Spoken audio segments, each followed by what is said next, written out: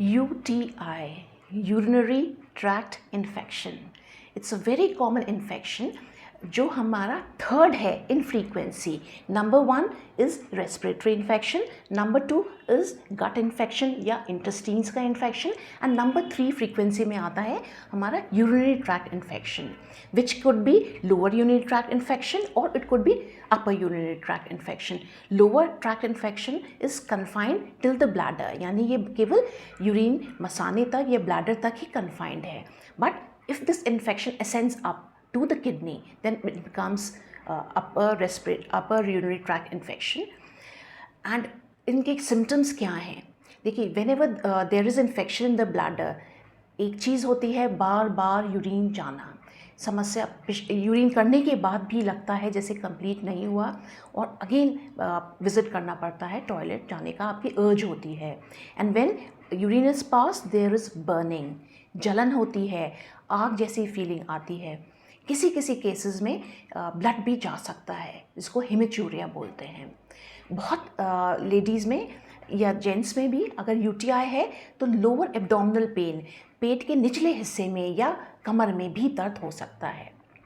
कुछ कंडीशंस में ये फीवर भी कर सकती है and there can be chills and rigors, यानी कपकपाहट की भी प्रॉब्लम महसूस हो सकती है. So these are all symptoms, जिस तरह जो आपको क्या कष्ट महसूस होगा अगर आपको यूरिनरी इन्फेक्शन है. और ये यूरिनरी इन्फेक्शन लेडीज़ में, फीमेल्स में मेल के कंपैरिजन में ज़्यादा होती है. यदि हम 3 फीमेल्स को देखें तो उनमें एक को यूरिनरी इन्फेक्शन होगा और 20 मेल्स में से एक ही मेल को इन्फेक्शन होगा. रीज़न इसका यूरेथ्रा, ब्लैडर से नीचे जो यूरेथ्रा आती है वो उसकी लेंथ एनाटॉमिकली या कुदरत ने ही छोटी दी है, 4 सेंटीमीटर्स है, जिसकी वजह से नीचे से ऊपर इन्फेक्शन जल्दी असेंड करता है. Specially even after intercourse, repeated intercourse के बाद भी आपको रिकरेंट इन्फेक्शन हो सकता है. एक दूसरी एंटिटी है या नाम दिया गया है हनीमून सिस्टाइटिस, जो नवविवाहित लेडीज़ में पाई जाती है. यंग गर्ल्स में immediately after they get married उनको एक सिस्टाइटिस या यूटीआई जो होता है उसका नाम हनीमून सिस्टाइटिस दिया गया है. दूसरी स्टेज लेडीज़ की लाइफ में होती है जब वो प्रेग्नेंट होती हैं. उस टाइम पर भी एसिम्प्टोमेटिक बैक्टीरिया, यदि आपको कोई कष्ट नहीं है और यूरिन टेस्ट के दौरान आपको बैक्टीरियाज दिखे हैं यूरिन में, तो भी उसका ट्रीटमेंट होना चाहिए. तीसरी स्टेज एक लेडी की लाइफ में होती है, दैट इज़ अराउंड मेनोपॉज. इस टाइम पर भी यूरिनरी इन्फेक्शन ज़्यादा होने के चांसेस होते हैं. और ज़्यादा क्यों होता है ये? क्योंकि हमारी वजाइना की पीएच डाउन हो जाती है, वजाइना में ईस्ट्रोजन्स कम हो जाते हैं. तो लेडीज़ में मेल्स के कंपैरिजन में यूरिनरी इन्फेक्शन ज़्यादा होने के चांसेस होते हैं, जिसका कंबाइंड टेस्ट मतलब यूरोलॉजिस्ट एंड गायनेकोलॉजिस्ट को मिलकर ट्रीटमेंट करना चाहिए. अगर आप डायबिटिक हैं या आपका ब्लड शुगर कंट्रोल या ग्लाइसीमिया जिसे बोलते हैं वो कंट्रोल नहीं है, then again you are more prone to urinary infections. Urine की समस्या आपको ज़रूर होगी अगर आप डायबिटिक कंट्रोल में नहीं है आपकी डायबिटीज़. ये कैसे पता चलता है? आपको टेस्ट से ही पता चलेगा.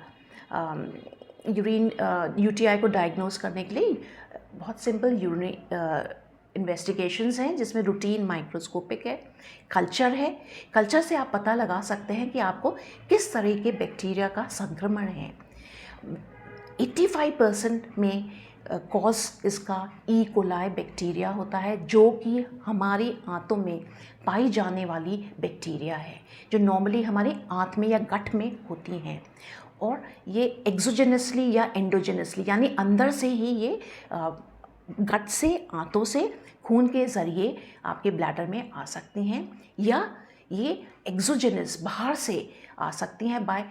क्यों आती है बाहर से? जब अगर आपकी हाइजीन अच्छी नहीं है, सफाई करने का तरीका ठीक नहीं है, तो आपका इवन आपका अगर जेट, टॉयलेट का जेट प्रॉपर नहीं है, पीछे से आगे को अगर धार आ रही है पानी की, छोटी बच्चियां हैं, यदि माँ उनकी ठीक से पॉटी साफ़ नहीं कर रही, पीछे से हाथ आगे आ रहा है, तो भी एक रीज़न हो सकता है यूरिनरी इन्फेक्शन होने का.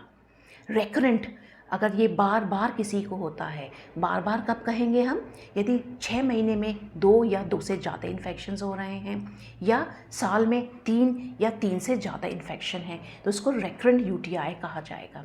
और यूरिन अगर किसी को है इन्फेक्शन या आपको शक है तो यूरिन टेस्ट इम्पॉर्टेंट हो जाता है, रूटीन माइक्रोस्कोपिक एंड कल्चर से ना केवल बैक्टीरिया पकड़ सकते हैं हम, 15% 85% हमने बताया इकोलाई है जो आपकी नॉर्मल गट में होती है, बाकी 15% कोई और बैक्टीरिया भी हो सकती हैं, क्लेप्सिला, प्रोटियस, सूडोमोनास या अन्य कोई भी हो सकती है जिसका पता लगा सकते हैं हम ऑन कल्चर। अगर डायबिटिक हैं तो आपको ब्लड शुगर टेस्ट भी कराना चाहिए, HbA1c, जस्ट टू सी आपका शुगर कंट्रोल कैसा है। कभी कभी vaginal, urethral, high vaginal swabs की भी ज़रूरत पड़ती है टू डायग्नोस UTI। और अगर एक बार आपको डायग्नोस हो जाए तो treatment is simple, you have to give antibiotics और lower urinary tract infection uncomplicated जल्दी ही ठीक भी हो जाना चाहिए, 5-7 दिन से ज़्यादा ये ट्रीटमेंट नहीं लेता। अगर नहीं है तो आपको अपने डॉक्टर से मिलना चाहिए। और इसके अलावा आपका pH वजाइना का अगर ठीक हाई है, एसिडिक ना होके अल्कलाइन की तरफ है, तो आपको ईस्ट्रोजन क्रीम्स की भी ज़रूरत पड़ती है। यूरिनरी अगर pH ज़्यादा होने की वजह से बर्निंग है तो अल्कलाइजर्स की भी आपको, एसिडिक है अगर यूरिन तो आपको अल्कलाइज़र की ज़रूरत पड़ती है जो पानी में डाल के आपको पीना होता है। तो अगर किसी को भी किसी भी तरह की इस तरह की समस्या है तो आप उसका ट्रीटमेंट कराएं, क्योंकि एक छोटी सी समस्या जिसका इलाज सिंपल है वो आपको क्रॉनिक हो सकती है, क्रॉनिक संक्रमण हो सकता है, रेकरेंट हो सकता है, बार बार हो सकता है, और ये एक क्रॉनिक इल हेल्थ, आपकी हेल्थ ख़राब होने का एक कारण हो सकता है। So if you have any queries you can always ask a question from me, I will be happy to answer.